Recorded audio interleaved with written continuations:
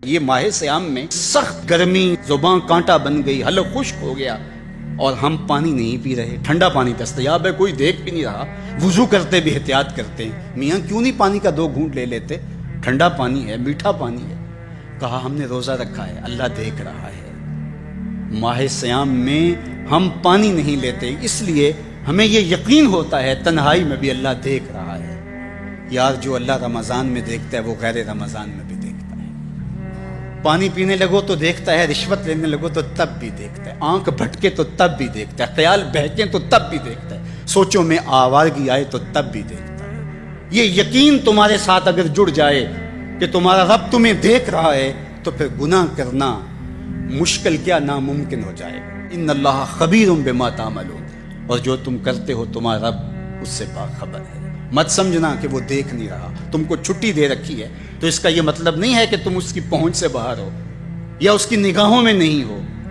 تمہارے ایک ایک لمحے کو وہ دیکھ رہا ہے، ایک ایک ساعت کو ملاحظہ کر رہا ہے۔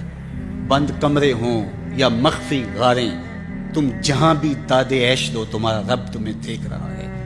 کالے پہاڑ کی گہری غار میں چیونٹی چلتی ہے تو اس کے ننھے اور مہین پاؤں سے سینہ سنگ پر جو لکیر بنتی ہے تمہارا رب اس کو یوں دیکھتا ہے جیسے دیوار چین کو دیکھتا ہے۔ تو کیا وہ تمہارے اعمال کو نہیں دیکھتا؟ تمہارے ایک ایک عمل کو، تمہارے ارادے کو، تمہاری آنکھوں کی خیانت کو، تمہارے دل کے ارادے کو دیکھتا ہے۔ ایک ایک چیز سے وہ آگاہ ہے۔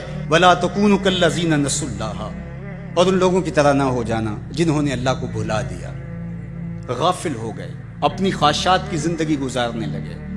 یہ جہاں مٹھا اگلا کس نے ڈٹھا، آرزوؤں کے نوکر بن گئے۔ جس طرح نفس اور شیطان ان کو چلا رہا اس طرح چل رہے ہیں۔ جو لوگ اللہ کو بھول گئے، اللہ فرماتا ہے اللہ نے انہیں ان سے غافل کر دیا۔ اللہ جب کسی سے ناراض ہوتا ہے تو ہدایت چھین لیتا ہے۔ اسی لیے ہمیں ہر روز، ہر نماز کی ہر رکعت میں ہدایت مانگنی ہوتی ہے۔ اہدنا الصراط المستقیم، ہر روز مانگتے ہیں، ہر نماز میں مانگتے ہیں، ہر رکعت میں مانگتے ہیں، اللہ ہمیں ہدایت پہ گامزن کرے۔ اللہ جب کسی سے ناراض ہوتا ہے تو ہدایت کے دیے بجھ جاتے ہیں، اندھیروں میں بھٹکنے لگتا ہے، شیطان اس کو دھوکے میں مبتلا کر دیتا ہے، اسی زندگی کو مقصود زندگی سمجھ لیتا ہے، اس شراب کو آب حیات سمجھ لیتا ہے، جس کو یہ بھی نہ پتا ہو کہ میں ہوں کون، میں کہاں ہوں، میرا مقصد زندگی کیا ہے، مقصد حیات کیا ہے۔ کھانا پینا اور لذتوں کا حصول یہ تو چوپائے بھی کرتے ہیں، تو اشرف المخلوقات کاہے کا ہے۔ یہ زندگی تو ان کی بھی ہے کہ وہ اچھا کھاتے ہیں، تم تو 1 پاؤ بھر گوشت کھا لیتے ہو اور شیر روز 1 ہرن چاٹ جاتا ہے، وہ تیرے سے زیادہ کھاتا ہے، تیرے سے زیادہ طاقتور ہے۔ ہاتھی کا جسم تیرے سے کہیں بڑا ہے، پرندے ہواؤں میں اڑتے ہیں، مچھلی پانی کی تہوں میں اتر جاتی ہیں، عقاب کی نظروں اور بلندی پرواز کی دیکھنے والی ہوتی ہے، کرگس کہاں سے کہاں تک سونگ لیتی ہے، ان کی قوت شامہ تیرے سے بڑی ہے، لیکن اس کے باوجود بھی افضل تو، اشرف بھی تو، اور اللہ نے اپنی نیابت کا تاج تیرے سر پہ رکھا ہے۔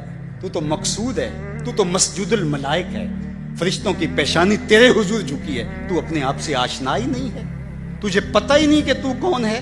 تو خدا کو بھول کے سمجھا کہ میری زندگی آزاد ہو گئی، اب میں جو چاہوں کروں، میں خدا کا بھی انکار کر دیا، بھلا دیا اس کو۔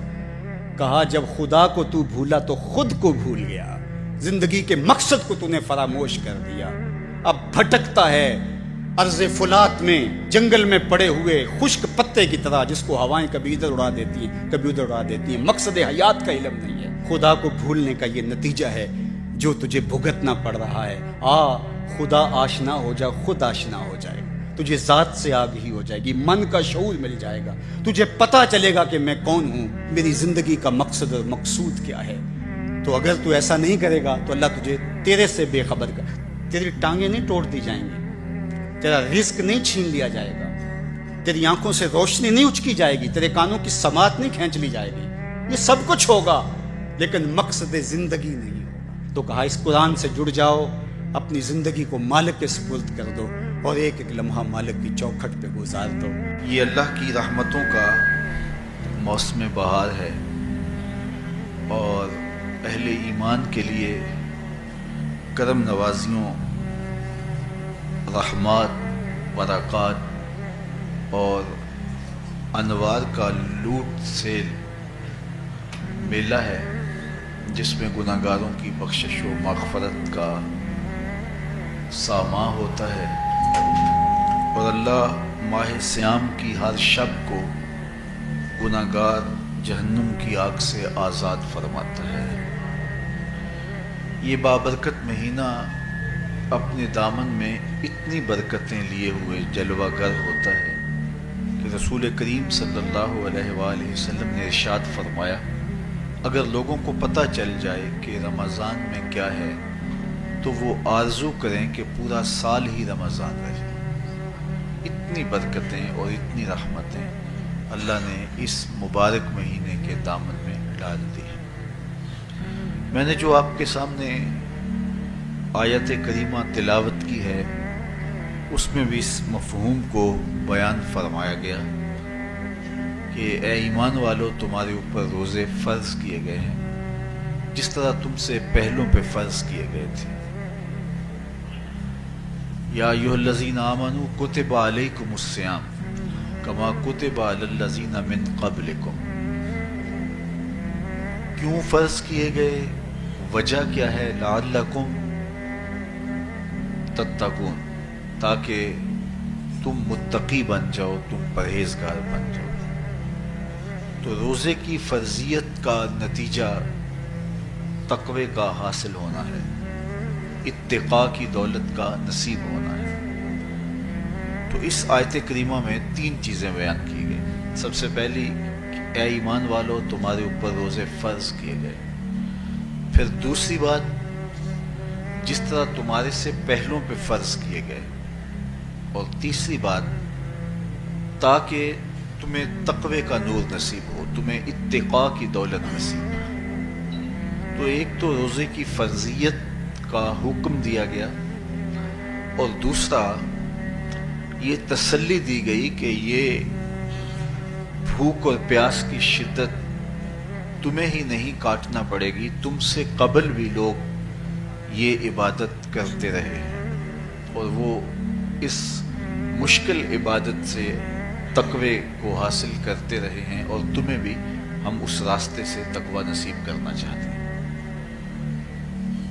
علامہ حقی علیہ رحمہ نے لکھا ہے کہ ملک تحمور الثالث، یہ حضرت آدم علیہ السلام کی اولاد سے تیسرا بادشاہ گزرا ہے، اس کے زمانے میں قحط پڑ گیا تھا، تو اس نے اپنی قوم کو یہ حکم دیا کہ ایک وقت کا کھانا آپ کھا لیں اور ایک وقت کا کھانا بچائیں، اور وہ قحط زدہ علاقوں میں بھیجیں۔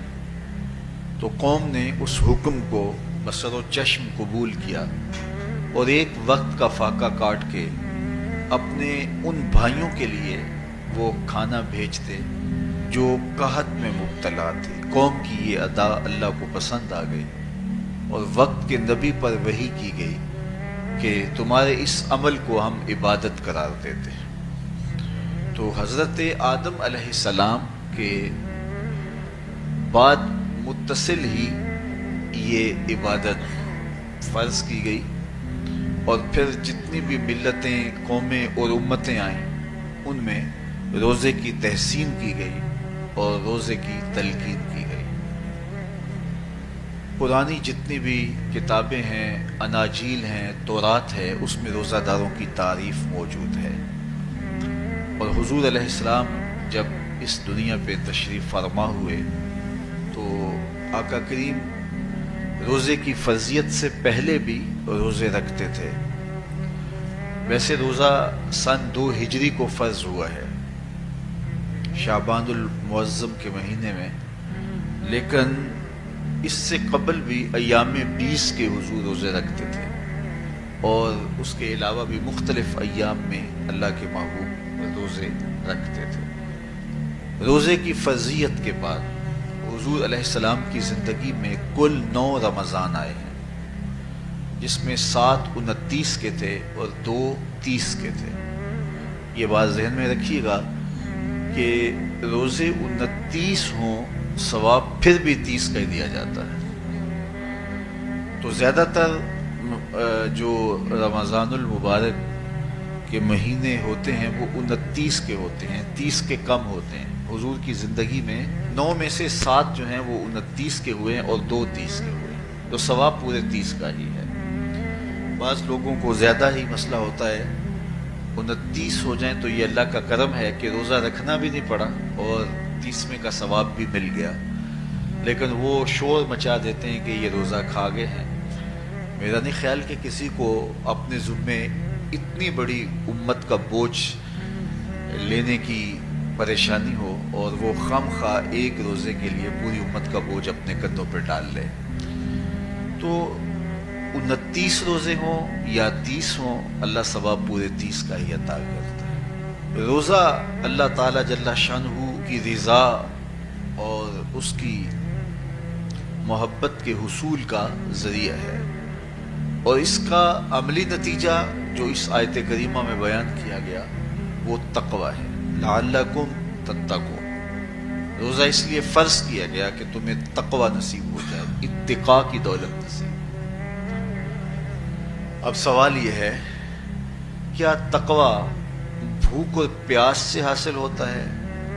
پیاس کاٹنے سے، بھوک کاٹنے سے کیا تقوی نصیب ہو جاتا ہے؟ صبح سے لے کر شام تک روزہ رکھنے کی تلقین کی گئی۔ یہاں ناروے میں اور مختلف ممالک کے اندر 20 گھنٹے کا روزہ ہے، اور ہمارے بھی یہاں 16-17 گھنٹے مسلسل شدت کی گرمی میں بھوک اور پیاس کاٹنا ہوتی ہے۔ اتنا طویل دورانیہ جو بھوک اور پیاس کاٹی ہے، اس کا مقصد رزق بچانا نہیں ہے، بلکہ وَيُزَادُ فِيهِ رِزْقُ الْمُؤْمِنِ، ماہ سیام میں مومن کا رزق بڑھ جاتا ہے۔ آپ اپنا بجٹ دیکھ لیجئے، باقی مہینوں کی نسبت ماہ سیام میں آپ کے اخراجات زیادہ ہوتے ہیں اور کشادگی ہوتی ہے۔ تو یہ کوئی خوراک بچاؤ مہم نہیں ہے، بلکہ رزق تو بڑھ جاتا ہے، لیکن اس کے باوجود 20 گھنٹے، 17 18 گھنٹے پیاس اور بھوک کاٹنا، اس کا کوئی مقصد ہے تو وہ مقصد قرآن نے بیان کیا کہ اس کے نتیجے میں تمہیں اتقاء کی دولت ملے گی، تمہیں تقوی کا نور نصیب ہوگا۔ سوال یہ کھڑا ہوا، کیا بھوک اور پیاس کاٹنے سے تقوی مل جاتا ہے؟ تو اس کو سمجھنے کے لیے ایک مختصر تمہید سمجھنا ہوگی، اور وہ یہ کہ ہمارے 2 دشمن ہیں جو ہمیں جادہ مستقیم سے ہٹانے کے لیے دن رات کوشاں ہیں، ایک شیطان اور دوسرا نفس۔ یہ 2 دشمن ہیں جو ہماری متاع عمل، ہمارا خلوص، ہماری للہیت، ہمارا باطن لوٹنے کے لیے ہر وقت مستعد اور فعال رہتے ہیں۔ اب ان 2 دشمنوں سے ہمارے تنہا ناتواں وجود کا مقابلہ ہے، اور ان میں سے جو بڑا دشمن ہے وہ نفس ہے، کیونکہ شیطان نے جب انکار سجدہ کیا تو ہم تو یہ کہتے ہیں کہ ہمیں شیطان نے بہکا دیا، لیکن شیطان نے جب انکار سجدہ کیا اور خود بہک گیا تو اس وقت کوئی دوسرا شیطان تو نہیں تھا جس نے شیطان کو بہکایا، وہ نفس تھا جس نے شیطان کو شیطان بنایا۔ اس نے اندر سے کہا انا خیر منہ، میں بہتر ہوں۔ تو یہ انانیت جو تھی، انا خیر منہ، اس نے اس کو بہکایا۔ تو شیطان کو شیطان بنانے والا نفس ہے، تو نفس شیطان سے بھی بڑا دشمن ہے۔ ایک بزرگ تھے، وہ ساری زندگی اپنی زبان پہ انا کا لفظ نہیں آنے دیتے تھے۔ اس مفہوم کو بیان کرنا ہوتا تو وہ با الفاظ دیگر بیان کرتے، میں کا لفظ، انا کا لفظ، وہ اپنی زبان پہ ساری زندگی انہوں نے جاری ہی نہیں ہونے دیا۔ کہتے تھے اس لفظ نے شیطان کا بیڑا غرق کر دیا، تو میں یہ لفظ زبان پہ آنے نہیں دوں گا۔ اچھا، بندے بھی بڑے عجیب ہوتے ہیں، کسی نے کہا لو ان کی زبان پہ یہ لفظ آتا کیوں نہیں، میں جاتا ہوں اور ان کی زبان پہ یہ لفظ آئے ہی آئے۔ چلے گئے۔ بزرگ تشریف فرما تھے، نماز کا وقت قریب ہو رہا تھا۔ حضرت ایک مسئلہ پوچھنے آیا ہوں، کہا پوچھئے، شیطان کو کس چیز نے برباد کیا؟ حضرت آپ تو بولیں گے کہ میں نے، آنا نے، تو کہوں گا جیسے بھی ہوا ان کے زبان پہ لفظ میں تو آ ہی گیا نا۔ تو وہ بزرگ بھی بڑے سیانے تھے، اس کی نیت کا کھوٹ سمجھ گئے۔ فرمانے لگے بیٹا نماز کا وقت ہو گیا ہے، نماز پڑھ لیتے ہیں پھر اس پہ بات ہوتی ہے۔ نماز ہوئی، سلام پھرا تو خود ہی فرمانے لگے، کسی نے کہا تھا کہ شیطان کو کس چیز نے برباد کیا، جواب دینا چاہ رہا ہوں، کس نے پوچھا تھا؟ جھٹ کھڑا ہو گیا، میں نے کہا اسی چیز نے اس کا بیڑا غرق کر دیا۔ تو جو نفس تھا وہ شیطان کو شیطان بنانے والا ہے، تو ہمارے ساتھ نفس بھی لگا ہوا ہے، ہمارے پیچھے شیطان بھی لگا ہوا ہے۔ شیطان بھی بڑا مکار دشمن ہے، چھوٹا دشمن یہ بھی نہیں ہے۔ یہ ہماری متاع عزیز کو، متاع ایمان کو، متاع عمل کو، متاع خلوص کو لوٹنے کے لیے دن رات مستعد اور فعال رہتا ہے۔ اللہ کے محبوب نے فرمایا الشیطان جاسم علی قلب ابن آدم فاذا ذکر اللہ خانسہ واذا غفل وسوسہ۔ شیطان اولاد آدم کے دل پہ قبضہ جما کے بیٹھ جاتا ہے، جب یہ اللہ کا ذکر کرتا ہے تو بھاگ جاتا ہے، اور جب یہ اللہ کے ذکر سے غافل ہوتا ہے تو یہ وسوسہ اندازی کرتا ہے۔ تو شیطان اولاد آدم کے دل پہ قبضہ جماتا ہے، اسے پتہ ہے کہ دل قابو میں آ گیا تو پورا بدن قابو میں آ گیا، چونکہ میرے اعضائے بدنیاں میرے دل کے تابع ہیں۔ موسم اچھا ہے، رت سہانی ہے، صحن چمن میں پھول کھلے ہیں، لیکن میرا دل نہیں چاہ رہا تو ٹانگیں جنبش ہی نہیں کریں گی۔ مرغن غذائیں سامنے پڑی ہیں اور آپ کا تقاضا ہے کہ جناب لے لیجئے، لیکن میرا جی نہیں چاہے گا تو ہاتھ جنبش نہیں کریں گے۔ آسمان ستاروں اور کہکشاؤں سے بھرا ہوا ہے، جی نہیں چاہے گا تو نظر نہیں اٹھے گی۔ آپ سماعتیں بچھائے بیٹھے تھے، جی نہیں چاہے گا زبان نہیں بولے گی۔ تو پورے آزاد دل کے تابع ہیں، اور اگر دل شیطان کے تابع ہو گیا، اس کے ہتھے چڑھ گیا، تو پھر اعضاء وہی کریں گے جو شیطان چاہے گا۔ اور اگر یہ دل مالک کی محبت سے سرشار ہوگا تو پھر دل جو چاہے گا وہی اعضاء کریں گے، تو دل اللہ کی نافرمانی کی چاہت ہی پیدا نہیں ہونے دے گا، تو اعضائے بدنیاں کا رخ بھی اللہ کی رضا کے حصول کے لیے ہوگا۔ تو شیطان بھی قبضہ دل پہ جماتا ہے اور دل کو قابو میں کر کے حضرت انسان کا بیڑا غرق کرتا ہے۔ اللہ تعالیٰ کا کرم یہ ہوا اذا جاء رمضان سلسلۃ الشیاطین، اللہ کے محبوب علیہ السلام ارشاد فرماتے ہیں جب ماہ صیام آتا ہے تو شیاطین جکڑ دیے جاتے ہیں، جنت کے دروازے کھول دیے جاتے ہیں، جہنم کے دروازے بند کر دیے جاتے ہیں۔ اب ہمارے دو دشمن تھے، ایک نفس اور دوسرا شیطان، دونوں کے مقابلے میں ناتواں اور کمزور جان کو مقابلے میں آنا پڑتا تھا، لیکن جب ماہ صیام آیا، یہ ماہ انور آیا، تو ہمارے دو دشمنوں میں سے ایک دشمن باندھ دیا گیا۔ اب ہمارا مقابلہ صرف ایک دشمن سے رہ گیا۔ دیکھیے ماہ رمضان آتا ہے تو مسجدوں کے در کشادہ ہو جاتے ہیں، لوگوں کا رجحان دین کی طرف ہوتا ہے۔ جو 5 نمازیں بھی نہیں پڑھتے ہوتے ان کو تراویح میں بھی کھڑا ہوتا دیکھتے ہیں، اہتمام ہوتا ہے، نیکی کا، صدقہ و خیرات کا ماحول پیدا ہوتا ہے۔ ایسا کیوں ہے؟ کہ شیطان بن گیا، لیکن اس کے باوجود نظر بھٹک رہی ہے، خیالوں میں آوارگی ہے، اور رشوت کا بازار گرم ہے۔ کیوں؟ کہ ابھی نفس موجود ہے۔ تو نیکی کا جو ماحول پیدا ہوا یہ شیطان کے بن جانے کی وجہ سے، اور برائی کا ماحول اب بھی موجود ہے یہ نفس کے موجود ہونے کی وجہ سے۔ تو ہمارے دو دشمن ہیں جو ہمیں جادہ مستقیم سے ہٹاتے ہیں، ایک شیطان اور دوسرا نفس۔ اب جب ماہ صیام آیا تو شیطان باندھ دیا گیا، اب ہمارا مقابلہ صرف نفس سے ہے، اور یہ نفس شیطان سے بھی بڑا دشمن ہے۔ شیطان کو شیطان بنانے والا نفس ہے، اور وہ ہمارے ساتھ جڑا ہوا ہے۔ ماہ صیام میں شیطان تو بند گیا لیکن نفس نہیں بندھا۔ اب ہمیں اپنے نفس کو کمزور کر کے اور اپنی فتح حاصل کرنی ہے اور تقوی کی منزل کو پانا ہے۔ اب شیطان تو اللہ نے باندھ دیا، اب نفس کو کیسے باندھیں؟ تو آئیے نفس کی بندش کیسے ہوگی یہ کسی ایکسپرٹ سے پوچھیں گے کہ یہ کیسے اس کو باندھیں گے، اس کو کیسے قابو میں کریں گے۔ تو کسی ایسے شخص سے پوچھیں جو اس شعبے کا ماہر ہو۔ علامہ اقبال کے مرشد ملا جلال الدین رومی علیہ رحمہ کہتے آؤ تمہیں میں ایک معالج کا پتہ دیتا ہوں جو تمہیں اس بیماری کا علاج بتائے گا اور اس کی بندش کے طریقے بتائے گا۔ شیخ رومی علیہ رحمہ فرماتے ہیں ہفت شہر عشق را اتار گشت ما ہنوز اندر خم یک پوچام۔ عشق کے 7 شہر شیخ فرید الدین اتار گھوم چکے ہیں، اور میرے جیسا شخص عشق کے پہلے شہر کی پہلی گلی کے کونے پہ کھڑا ہے. اب اندازہ کیے کہ جن کا پتہ حضرت ملا جلال الدین رومی دے رہے ہیں وہ کس بلند مرتبے پہ فائز المرام ہے. فرمایا کہ وہ عشق کے 7 شہر گھوم چکے ہیں اور میں پہلے شہر کی پہلی گلی کی نکر پہ کھڑا ہوں. اب شیخ فرید الدین علیہ رحمہ سے پوچھئے کہ شیطان تو بند گیا، اب نفس کا وبال ہمارے اوپر پڑ رہا ہے اور ہم اس کے باوجود ماہ صیام کے اندر گناہوں میں منہمک ہیں، تو ہمیں بتایا جائے کہ اس نفس کا علاج کیسے کیا جائے. ہمیں آپ کا پتہ بتایا گیا ہے. تو شیخ فرید الدین عطار بولے نفس نتواں کشت الا باسے چیز بات گوئم یاد گیرش اے عزیز. نفس نہیں مرتا، لیکن اگر 3 اسلحے تیرے پاس ہوں تو یہ ٹھہر بھی نہیں سکتا.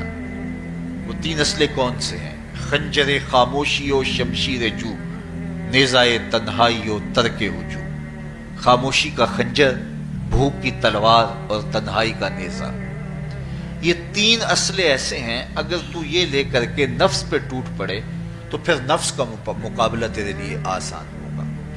خنجر خاموشی، خاموشی کا خنجر. اللہ کے محبوب علیہ السلام نے فرمایا من صامت نجا، جو خاموش ہو گیا وہ نجات پا گیا. کیونکہ انسان کی زندگی کی زیادہ آفتیں اس کی زبان کی وجہ سے. آپ اپنے گناہوں کا اور میں اپنے گناہوں کا اگر احتساب کروں تو ہمیں سب سے زیادہ گناہ زبان کے ملیں گے.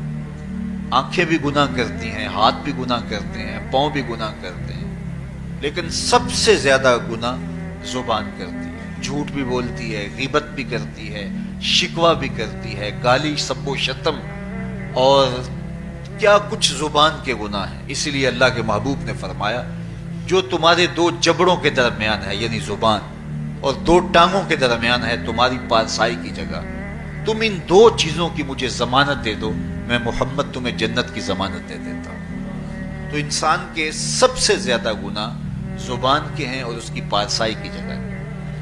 تو اس لیے میرے حضور نے فرمایا من صمت نجا، جو خاموش ہو گیا وہ نجات پا گیا.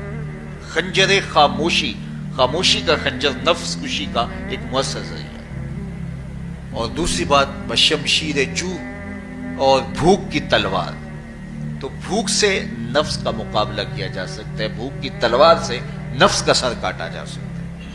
اللہ کے محبوب کا فرمان سنیے یا معاشر الشباب من استطاع منکم الباء فلیتزوج فإنه اغض للبصر واحسن للفرج فمن لم یستطع فعلیہ بالصوم فإنه له وجاء. اے جوانوں کے گروہ، تم میں سے اگر کوئی نکاح کرنے کی طاقت رکھتا ہے تو وہ دیر نہ کرے، فی الفور نکاح کر لے. یہ نظر کا اور پارسائی کا محافظ ہے. لیکن اگر تم میں سے کوئی نکاح کرنے کی فی الحال پوزیشن میں نہیں ہے تو وہ کثرت کے ساتھ روزے رکھے. روزے قاطع شہوات ہیں. تو بھوک سے نفس کو جو ہے وہ روکا جا سکتا ہے، اس کو لگام ڈالی جا سکتی ہے. تیسری بات نیزہ تنہائی، تنہائی کا نیزہ. تو فرمایا گیا کہ العافیت فی العزلہ، کہ تنہائی کے اندر ہی عافیت ہے.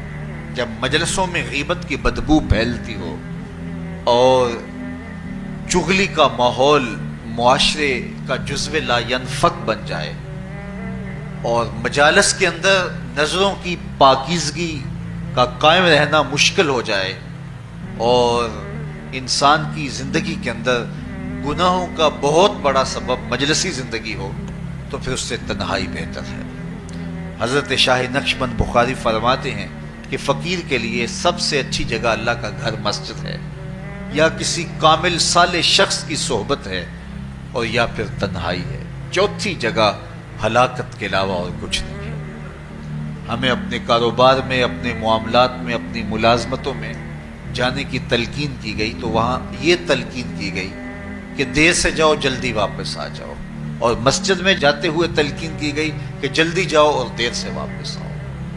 لیکن ہم مسجد کے دروازوں پہ جب دور موجود میں رش دیکھتے ہیں کہ لوگ بہت جلدی نکلنا چاہتے ہیں، حتیٰ کہ کندھوں سے کندھے ٹکرا رہے ہوتے ہیں کہ جلدی سے باہر نکل جائیں. حالانکہ وہ عافیت کی جگہ ہے، 2 منٹ زیادہ بھی ہو جائیں تو کوئی حرج نہیں ہے. اور ایسے لوگوں کو بھی نکلنے میں جلدی کرتے ہوئے دیکھا ہے کہ لگتا تو یہ تھا کہ شاید یہ انہوں نے کسی ضروری کام پہ جانا ہے، لیکن باہر نکل کے بازار میں پھٹے پہ بیٹھے تھے اور مسجد سے نکلنے کی جلدی بہت تھی. تو مسجد میں جلدی جاؤ اور دیر سے ہو جائے گی، اور یہ تصور جب انسان کی زندگی میں جم جائے تو یہ گناہوں سے روکنے کا مؤثر ذریعہ ہے کہ میرا اللہ مجھے دیکھ رہا ہے. مجھے بتائیے اس سے بڑا ہیجان انگیز بھی کوئی منظر ہو سکتا ہے کہ حسن کی پتلی ہے اور جو ہے وہ اس کی ایک ایک ادا اور اشوے سے قیامتیں پھوٹتی ہیں، اور وہ خود جناب یوسف کے سامنے اپنے حسن کو پیش کر رہی ہے.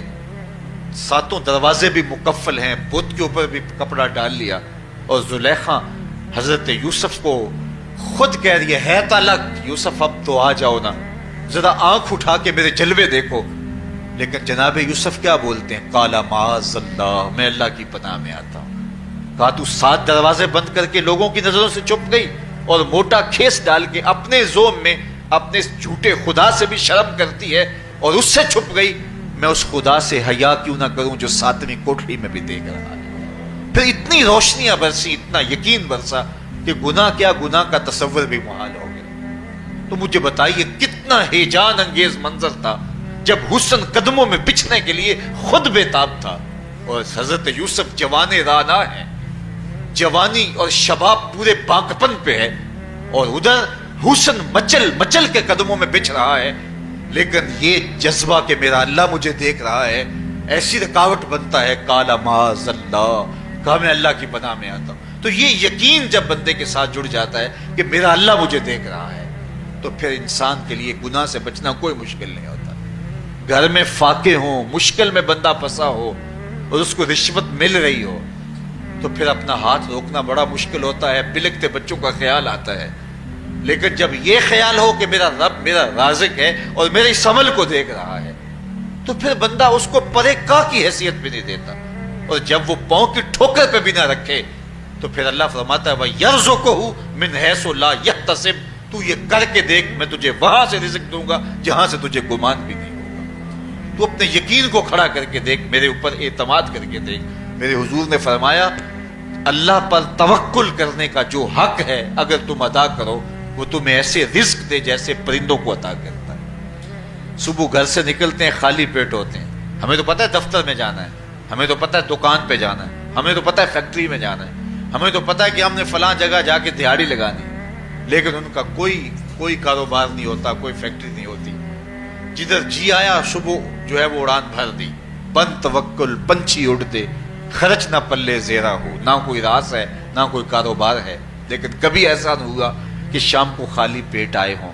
تو کہا اگر تم اللہ پہ توکل کر لو، وہ بھی تمہیں ایسے رزق دے جیسے پرندوں کو رزق عطا کرتا ہے. پرندوں میں سے ایک پرندہ ہے ہنس. یہ سچے موتی کھاتا ہے، اور آپ پنساری کے پاس موتی لینے جائیں تو ہزاروں روپے تولے کے ماشے کے حساب سے آپ لیں تو پھر بھی آپ سوچتے ہیں کہ پتہ نہیں یہ خالص دیے یا نہیں دیے. وہ اتنے نایاب اور کامیاب ہیں کہ آپ ماشوں اور تولوں میں خریدتے ہیں اور پھر بھی آپ کو شک رہتا ہے کہ یہ خالص ہیں یا کہ نہیں. اور ہنس کھاتا ہی وہ ہے، اور دنیا پر ایک نہیں لاکھوں کروڑوں ہنس ہیں، اور روزانہ صبح و شام کھاتے ہیں اور پیٹ بھر کے کھاتے ہیں، اور اللہ انہیں روز عطا بھی کرتا ہے. تو یہ مالک وہ ہے، رازق ہے. جب اس پہ توکل اور اس پہ یقین پیدا ہو جاتا ہے تو پھر مشکل نہیں رہتا، پھر آسانی پیدا ہو جاتی ہے. تو روزوں میں اللہ تعالیٰ یہ یقین دیتا ہے کہ وہ مجھے دیکھ رہا ہے. بندہ یہ تیقن پیدا کر لیتا ہے کہ میرا اللہ مجھے دیکھ رہا ہے. بعض کا چھوٹے بچے روزہ رکھ لیتے ہیں تو مائیں بے چین ہو جاتی ہیں. جب دوپہر کے وقت پھول جیسے بچے کملا جاتے ہیں تو مائیں انہیں بند کمرے میں کوئی کھانا یا کوئی ٹافی یا کوئی اور چیز یا چاکلیٹ دیتی ہیں کہ بیٹے یہ کھا لو. تو وہ بچے نہیں کھا رہے ہوتے تو مائیں کہتے ہیں پتر کھا لو، کوئی نہیں دیکھ رہا. تو وہ بچے بھی کہتے ہیں اللہ دیکھ رہا ہے. تو وہ جو صوفیاء کو مراقبوں سے ملتا ہے وہ ایک بچے کو بھی نصیب ہو رہا ہے کہ میرا اللہ مجھے دیکھ. یہاں ایک اور بھی تسلی ہے، ہم 1000 گناہ گار سہی، ہم 1000 سیاہ کار سہی، لیکن ہمارا رب پہ کتنا یقین ہے رمضان میں پتہ چلتا ہے کہ اس ذات پہ ہمارا کتنا تیقن ہے، کتنا یقین ہے.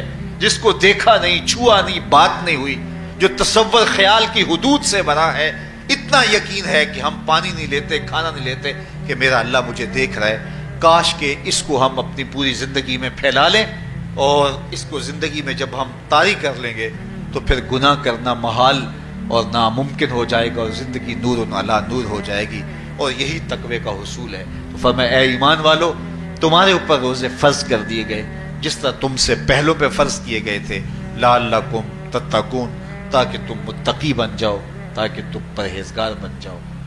حضرت سلمان فارسی رضی اللہ تعالی عنہ سے مروی ہے کہ جب شعبان کی 29 تاریخ ہوتی تو اللہ کے محبوب ہمیں خطبہ ارشاد فرماتے، اس میں رمضان المبارک کے فضائل بیان کرتے اور کہتے تمہارے پاس ایک شہر عظیم، عزت اور عظمت والا مہینہ آ رہا ہے جس کا ہر دن باقی سال کے دنوں سے افضل ہے، جس کی ہر رات باقی سال کی راتوں سے افضل ہے، اور اس میں ایک رات ایسی ہے لیلۃ القدر جو 1000 مہینے سے بہتر۔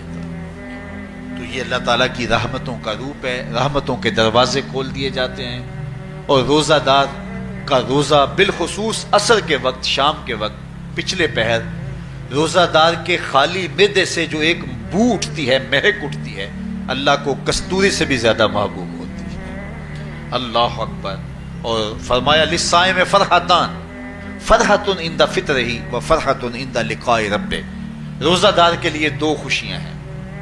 ایک خوشی اسے تب ملتی ہے جب وہ روزہ کھولتا ہے، سارے دن کی بھوک اور پیاس کاٹ کے، جب شام کو ٹھنڈا اور میٹھا مشروب اسے ملتا ہے، اور وہ مشروب اپنے جو ہے وہ منہ میں ڈالتا ہے، وہ معدے کی طرف اترتا ہے، تو اس کی زبان بولے نہ بولے اس کا ایک ایک انگ اللہ کی تسبیح بول رہا ہوتا ہے اور اللہ کا شکر ادا کر رہا ہوتا ہے۔ اس وقت اسے ایک عجیب فرحت ہوتی ہے کہ اتنا طویل لمبا روزہ تھا، شکر ہے کہ میرا روزہ تکمیل کو پہنچا۔ ایک روحانی مسرت، پھر روزہ کھلنے کے وقت اس کو بدنی مسرت، تو ایک فرمایا اس کو فرحت تب ملتی ہے جب وہ روزہ کھولتا ہے، وَفَرْحَةٌ عِنْدَ لِقَاءِ رَبِّهِ، اور دوسری فرحت اسے تب ملے گی جب روزے کے صلے میں اللہ اپنے رخ سے پردہ ہٹا دے گا اور اللہ اپنا دیدار عطا فرمائے گا۔ تو یہ روزے دار کے لیے خوشیاں ہیں۔ تو خوش نصیب ہیں وہ لوگ جو ماہ سیام کے روزے پورے خشوع و خضوع کے ساتھ رکھتے ہیں اور اس کی برکتوں سے مالا مال ہوتے ہیں۔ ورنہ بعض لوگ میں نے ایسے بھی دیکھے ہیں، وہ چھوٹی چھوٹی بیماریوں کا بہانہ بنا کے روزہ ترک کر دیتے ہیں اور انہیں حوصلہ ہی نہیں پڑتا روزہ رکھنے کا، چونکہ الصوم نصف الصبر، روزہ آدھا صبر ہے۔ میں سمجھتا ہوں، میں شوگر کا مریض ہوں، اور 4 سے 5 گھنٹے اگر مجھے کچھ کھانے کو نہ ملے تو میری طبیعت میں ایسا اضطراب اور بے چینی پیدا ہو جاتی ہے کہ میں گھر والوں سے الجھنے کی کیفیت میں بھی آ جاتا ہوں۔ لیکن ماہ سیام میں 20 گھنٹے بھی کاٹ لیتا ہوں، لیکن میری طبیعت پہ کوئی بوجھ اس لیے نہیں ہوتا کہ میں اللہ کی رضا کو اپنے ذہن کے ایک ایک گوشے میں رکھے ہوئے ہوتا ہوں۔ تو یہ آدھا صبر ہے، یہ صبر سکھاتا ہے۔ اور پھر روزے سے جب ہم بھوک کاٹتے ہیں تو غربا، مساکین، وہ لوگ جو بیچارے بھوک اور پیاس کاٹ کے زندگی گزارتے ہیں، ان کا بھی ہمیں خیال آتا ہے کہ ہمیں تو اپنے اختیار سے چند لمحوں کے لیے بھوک کاٹنی پڑی، تو اس کی کلفت اور اس کی اذیت اتنی ہے، تو جو شخص مجبوری کی وجہ سے کاٹتے ہیں اور ان کے بلکتے بچے ان کے سامنے ہوتے ہیں تو پھر ان کا عالم کیا ہوگا۔ تو اس سے پھر صدقہ اور خیرات کا ماحول پیدا ہوتا ہے اور ہم غربا کو اپنے ساتھ خوشیوں میں شریک کرتے ہیں۔